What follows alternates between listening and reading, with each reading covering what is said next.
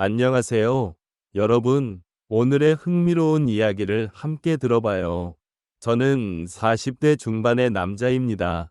제가 대학생이던 시절의 이야기를 한번 해보려고 합니다.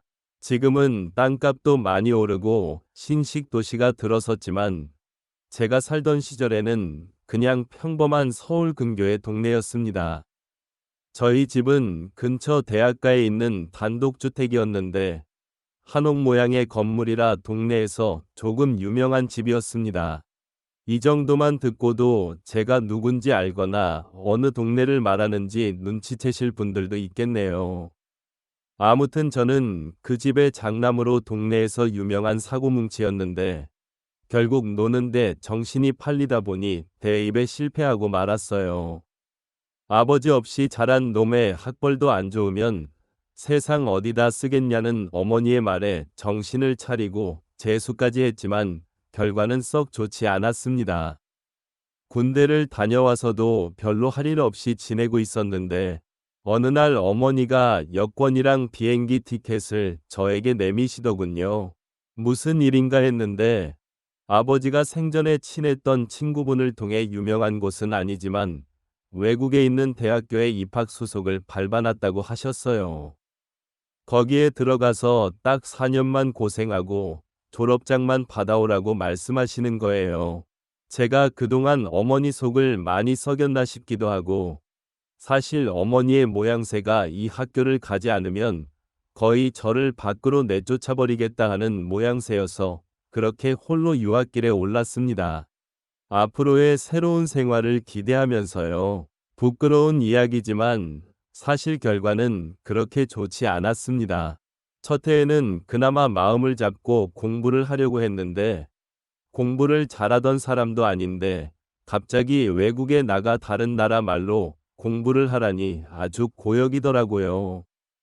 그런 힘든 시기를 보내는 건 저만이 아니었는데 학교에도 저처럼 최종 학력을 위해 들어온 한국 친구가 있었습니다. 둘이 죽이 잘 맞기도 하고 해서 외국에서도 동네방네 사고를 치고 다니기 시작했는데 결국 학교에서 제적을 당하고 말았습니다. 두려워서 어머니께는 말씀도 못 드리고 이러고 저러고 있다가 결국 체류 기간이 끝나버려서 몰래 귀국했어요. 집 앞에 도착했는데 어머니가 날 보면 보고 싶었다고 좋아하실까 아니면 정말 어디에다 넣어둬도 똑바로 하는 것 하나도 없는 한심한 놈이라고 욕을 하실까 이런저런 생각에 집 근처 전봇대 뒤에서 들어갈까 말까를 한참 고민하고 있었습니다. 그러면서 시간을 보내고 있는데 골목에서 여자들 웃고 떠드는 목소리가 들리더라고요. 8년 같은 성격은 어디 버리지 못하는지 들려오던 목소리 쪽으로 고개가 절로 돌아갔습니다. 근처 대학교를 다니는 여대생으로 보이는 한 무리의 여자들이 335 모여서 지나가더라고요. 그 중에 키가 옆에 있는 다른 여자들에 비해 조금 작지만 그 여자들 무리 중에서도 얼굴이 제일 이쁘고 몸매는 그 중에서도 단연 돋보이는 여자와 눈이 마주쳤습니다. 그녀는 저를 조금 이상한 눈으로 쳐다보면서 지나갔어요. 그도 그럴 것이 전봇대 뒤에 웬 남자가 몸통보다 커다란 캐리어를 들고 우물쭈물대는 모습이었으니 의심 가는 건 당연한 거겠죠. 여자들이 지나가니 저도 모르게 고개가 따라갔는데 이 여자들이 한 명도 빠짐없이 전부 다 우리 집으로 들어가는 게 아니겠어요? 그래서 이게 무슨 상황이지 하는 생각이 들었습니다. 더욱 더 혼란해진 저는 집 대문 앞에는 발도 못 붙이고 계속 전봇대 뒤에서 무슨 상황인지 파악하느라고 가만히 있었죠. 그런데 얼마 안 있어서 경찰이 오더라고요. 수상한 남자가 집 앞에 서 있다고 신고를 받고 왔다고요. 경찰에게 저 여기 사는 사람이라고 이 집 아들이라고 설명을 드렸는데 믿지를 않아서 결국엔 현관문 초인종을 누르게 되었습니다. 어머니는 식당에 일 나갔을 시간이라 없을 터이니 결국 아까 그 조그만 여자가 나와서 경찰에게 저 사람이 맞다고 수상한 사람이라고 하더라고요. 그렇게 경찰서까지 다녀와서 어머니에게 연락을 드리고 귀가할 때 귀를 꼬집힌 채 질질 끌려 집까지 왔습니다. 거실에서 무릎을 꿇고 앉아 혼나고 있는데 여자들이 한 명씩 번갈아가며 나오면서 저를 흐긋해 한참을 혼내다가 그래도 자식이기는 부모 없다고 어머니는 얼마나 힘들었으면 거기서도 그랬겠냐며 차라리 잘 됐다고 손이 모자라서 힘들었는데 엄마 하는 일이나 도우라고 하더라고요. 우리 집에 있는 저 여자들은 뭐냐고 물었더니 여자 혼자 몸으로 자식 새끼 외국에 보내놨더니 학비에 너무 힘들어서 제가 없는 동안 빈방을 하숙집으로 돌리고 계셨던 것이었습니다. 여자 혼자 사는 집이라 처음에는 남학생들을 받았었는데 매일 술에 취해서 행패 부리고 그러는 대학생들을 어머니 혼자서는 감당을 못하시다가 다 내쫓아버리고 여대생들만 받게 되었다고 하셨습니다. 제가 쓰던 방도 이미 여대생 중 한 명이 차지한 상태였고 저는 다락방 신세를 지게 되었어요. 여자만 사는 하숙집에 남자가 들어와서 불편해하는 학생들을 위해 어머니는 2달치 방세를 깎아주는 조건으로 여대생들을 설득했습니다. 그 체구가 작은 여자가 저를 몹시도 불편한 눈으로 쳐다보고는 제가 쓰던 방문을 열고 들어가더군요. 저도 너무 화가 났습니다. 저 여자 때문에 경찰서도 다녀오고 심지어 제 방까지 빼앗긴 꼴이었으니까요. 덕분에 하숙집 소녀를 많이 봤다며 식당 일을 도우게 되었죠. 아무튼 그렇게 5명이 여대생들과 동거하는 동거를 시작하게 되었습니다. 그래도 왕년에 여자 꽤나 울려본 저였던지라 같이 사는 여대생들과 친해지는 건 문제도 아니었습니다. 오히려 여자들과 같이 살게 되니 좋더라고요. 어디 멀리까지 안 가도 젊고 예쁜 여자들이 항상 집에 있고 친해지다 보니 술도 자주 마시고 무슨 일이 있을 때마다 저를 불러서 도움을 요청하는데 애인이 5명이 동시에 생긴 것 같은 기분이 들었습니다. 무더운 여름 때였는데 마당이 딸린 주택이다 보니 거기다가 자리를 깔고 술도 자주 마셨습니다. 미녀 여대생들과 마시는 술은 무엇보다 값진 추억이었어요. 그녀들이 여름이라 옷들도 시원하게 입고 있노라면 고개를 들 곳을 찾지도 못할 정도로 어디를 봐도 숨이 턱 넘어갈 만큼 여자들에게 둘러싸인 환경은 남부러울 것 없었죠. 그런데 단 한 명, 저를 보고 경찰을 부른 그 여자와는 도무지 친해질 수 없었습니다. 첫 만남부터 살짝 어긋난 것 때문인지 묘하게 정화는 거리감을 두더라고요. 어차피 하숙집을 떠나면 또 만나겠어 하는 생각도 있고 다른 여자들과는 사이가 좋으니 별로 신경은 쓰이지 않았습니다. 제가 지내는 다락방은 어머니가 지내는 방 바로 옆에 들어가는 문이 있었는데 그 문은 제가 살 때는 없는 문이었습니다. 학생 한 명 더 받아보겠다고 무리하게 문을 만들어 개조를 했는데 아무리 잘 꾸며놔도 누가 곰팡이 나는 다락방에서 살고 싶어 하겠어요. 결국 방을 채우지 못하고 빈방으로 내버려두고 있었는데 마침 제가 돌아와서 지낼 수 있었던 거죠. 단열도 잘 안 되는 여름에는 지내기가 아주 죽을 맛이었습니다. 다락방을 거실에서 들어갈 수 있는 문을 만들기 전에는 다락방으로 통하는 문은 제 방에 있었습니다. 물론 그녀들이 들어와 살기 시작하면서 제가 쓰던 방에서 통하던 문은 다락방 안쪽에서 막아놓기는 했지만요. 하지만 그날은 특히 더 무더위가 기승을 부리는 날이었습니다. 원래는 낮부터 어머니의 식당에 가서 일찍부터 밑준비를 도와주기로 했었는데 서울에 있는 이모가 맹장염으로 입원을 하게 돼서 그날은 식당을 휴업하고 어머니는 이모의 간호를 위해 병원으로 가 있는 상태였고 여자들은 다 학교에 가 있는 시간이니 저는 혼자 붕 뜬 상태로 집안에 덩그러니 남게 되었습니다. 정해진 약속도 없고 사실 집에서 놀고 있는 건 제 친구들을 통틀어서 저 혼자밖에 없었기 때문에 급한 약속도 잡기에는 무리였습니다.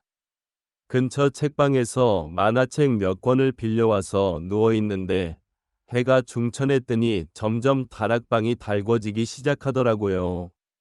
단열도 제대로 안 되고 창문도 따로 없는 방이라서 방은 서서히 찜통처럼 되고 있었는데 거기에 선풍기 가지고는 이 더위를 쫓아낼 방법은 없어 보였습니다. 그러던 와중에 문득 제 방에 설치된 에어컨 생각이 나더라고요. 다른 방에 비해 제 방은 큰 방이었고 당시에는 에어컨까지 설치된 환경이 아주 좋은 방이었습니다. 당연히 하숙방 중에서 하숙비도 제일 비쌌어요. 자꾸 안쪽에서 대충 떼어놓은 제 방으로 통하는 문이 눈에 밟히더라고요. 따지고 보면 저 방이 원래 저희 방이었어야 하고 우리 집에 들어오는데도 그녀 때문에 경찰서 신세를 졌던 게 생각이 나 괘씸하기도 했습니다. 그녀도 지금 학교에 가 있고 평소에도 여자들의 스케줄을 꿰고 있던 저는 다른 여자들도 5시가 돼서야 집에 돌아온다는 게 생각이 났습니다. 원래 방주인이 잠깐 방을 사용하는데 별 문제가 있겠어라는 생각에 그 길로 공구를 챙겨와서 문을 대충 떼어놓은 모습을 전부 다 뽑아버렸죠. 다락방 문은 오래 사용하지 않아서 그런지 여는데 조금 뻑뻑한 느낌이 들었습니다. 하지만 정말 오랜만에 제 방에 들어오게 되었죠. 제가 쓰던 침대는 여자 느낌이 물씬 나는 분홍색 이불로 교체되어 있었지만 제가 쓰던 책상이나 서랍장은 전부 그대로였습니다. 이 여자는 에어컨을 언제부터 틀어놓은 건지 방은 이미 제가 들어갔을 때부터 시원해 있었어요. 푹신한 침대가 눈에 들어왔지만 그래도 흔적이 남기 쉬울 것 같아서 바닥에 자리를 깔고 누웠습니다. 빌려온 만화책을 바닥에 엎드리다시피 누워보고 있는데 지상낙원이 따로 없더라고요. 그리웠던 제 방에 에어컨까지 시원해 있으니 다락방으로 돌아가고 싶다는 생각이 들지 않을 정도였어요. 그 안락함에 취해버린 건지 어느덧 저는 잠에 들고 말았습니다. 현관문이 열리고 집 안으로 여자들이 돌아오는 소리에 놀라서 잠에서 깨버렸는데 너무 당황한 나머지 어쩔 줄은 모르고 있다가 그대로 침대 밑으로 굴러 들어가 버렸어요. 침대 밑에 숨어서 심장은 터질 듯이 뛰고 있는데 지금 생각해보면 여자들이 돌아온 걸 깨달았을 때 얼른 다락방 문을 통해 들어갔어도 되지 않았겠나 싶은데 절대는 없는 거니까요. 만약에 문이 삐그덕거리는 소리에 제가 들어왔던 걸 눈치채면 가뜩이나 사이도 안 좋은데 위집 아들이 방에 몰래 들어왔다는 낙인이 찍히고 어머니가 하는 하숙집 사업도 망할 수도 있지 않겠나 싶어서 침대 밑에서 숨죽여 상황을 지켜봤습니다. 그녀가 방으로 들어왔는데 정말 심장이 터질 것만 같은 기분이 들더라고요. 너무 빨리 뛰어서 밖에서 들리지 않을까 하는 걱정도 되었는데 다행히도 그녀는 제가 침대 밑에 있는 걸 눈치채지 못한 것 같았습니다. 한참을 침대 밑에 누워 있으니 몸이 뻐근하고 불편했지만 저와 어머니의 미래를 위해 숨어 있는 걸 포기할 수는 없었습니다. 그 와중에 또 남자라고 침대 밑에서 그녀가 뭘 하고 있는지 너무 궁금하더라고요. 고개를 돌리니 그녀의 맨발밖에 보이지 않았는데 침대 틈으로 살펴보니 그녀는 책상 앞에 앉아 있었습니다. 저를 등지고 있었기 때문에 제가 고개를 살짝 빼도 눈치채지 못할 것 같았습니다. 확실히 얇은 나시티를 입고 있는 건 보였는데 밑에는 의자 등받이에 가려 뭘 입고 있는지는 확인이 되지 않았습니다. 그렇게 틈으로 그녀가 뭘 하고 있나 몰래 살펴봤어요. 책상 위에서 잠이라도 들면 도망칠 타이밍이라고 생각을 했습니다. 얼마나 버틴 건지 이젠 파악도 안 되는데 그녀가 가방에서 무언가를 주섬주섬 꺼내더라고요. 그녀는 방 안에 혼자서 그녀만의 시간을 즐기기 시작했습니다. 혼자 중얼중얼거리기 시작하며 열심히 꼼지락댔어요. 그녀가 주말 때는 이야기를 들어보니 저는 참을 수가 없었습니다. 침대 틈으로 고개를 다시 빼서 그녀가 뭘 하고 있나 살펴봤는데 가방에서 꺼낸 종이 인형들을 가지고 인형극 같은 걸 하고 있었어요. 날카롭고 신경질적인 여자인 줄 알았는데 생각보다 아기자기하고 귀여운 취미를 가지고 있더라고요. 공주님이 어쩌고 왕자님이 어쩌고 하는데 그녀에게선 전혀 찾아볼 수 없던 이미지였기 때문에 저도 놀랐습니다. 한참 그녀가 혼자 떠드는 이야기가 끝나가고 저는 그녀가 혼자서 그러고 있는 걸 끝까지 지켜봤습니다. 그녀의 의외의 모습에 마음속 한구석에 이상한 감정이 생기는 것 같았습니다. 어떻게 그녀를 지켜보고 있었는데 그녀가 책상에서 벌떡 일어나더니 제 쪽으로 몸을 틀더라고요. 너무 찰나의 순간이라 제가 침대 밑으로 고개를 빼고 있는 것도 인지하지 못하고 그렇게 그대로 그녀에게 들켜버리고 말았죠. 그녀는 저를 보고 방이 떨어져 나갈 정도로 소리를 질렀는데 저도 그 소리에 깜짝 놀라 침대 밖으로 튀어나와선 그녀의 입을 틀어막고 미안하다고 사과하며 제가 다 해명할 수 있다고 그녀를 설득했습니다. 다락방이 너무 더워서 에어컨을 잠깐 쓸어 나왔다가 잠들어 버린 자초지종을 설명했는데 그녀는 그 상황은 이해하겠지만 그녀가 혼자서 즐기던 구연동화를 들었다는 사실에 수치심을 감추질 못하더라고요. 저는 그녀의 동화를 끝까지 들었기 때문에 아니라고 처음 들어보는 동화였는데 그렇게 재밌던 동화는 없었다고 칭찬을 해주었는데 그녀가 의외라는 반응을 보이며 좋아하더라고요. 유치원 교사가 꾸민 그녀는 미래의 학생들을 위해 연습을 하고 있던 것이었습니다. 오히려 그런 마음씨가 더 예뻐 보이고 어느 날부터는 자기 전에 그녀가 자꾸 떠올라서 잠도 이루지 못하겠더라고요. 다락방 문은 그날 이후로 방 쪽에서 틀어막아 버려서 그녀의 방에 두 번 다시 들어갈 수는 없었습니다. 그날 이후로 그녀도 제게 마음을 열어 다른 여자들과 술을 마실 때도 참석하고 저와 몇 번의 시간을 보내기도 했습니다. 그녀도 저도 서로를 의식하고 있었지만 누가 먼저 나서서 서로의 마음을 내비치지는 않았습니다. 그렇게 그녀는 학교를 졸업하면서 하숙집을 떠났는데 그때까지도 그녀는 저의 마음을 눈치만 채고 있었지 확인받지 못했죠. 지금은 저도 이렇게 어른이 되었고 가끔씩 어머니의 집에 가서 저와 그녀의 방이었던 그곳을 바라보면 그때 제 마음을 전하지 못했던 게 가끔은 후회가 됩니다. 지금의 아내와는 아무런 문제가 없지만 제가 그녀에게 제 마음을 일찍 말했더라면 제 옆에 있는 사람이 다른 사람일 수도 있지 않을까 하는 생각을 하면서 이만 사연 마치겠습니다. 오늘 제 이야기는 여기서 끝입니다. 들어주셔서 감사합니다. 모두 좋은 하루 되세요. 좋은 하루 되세요. 좋은 하루 되세요.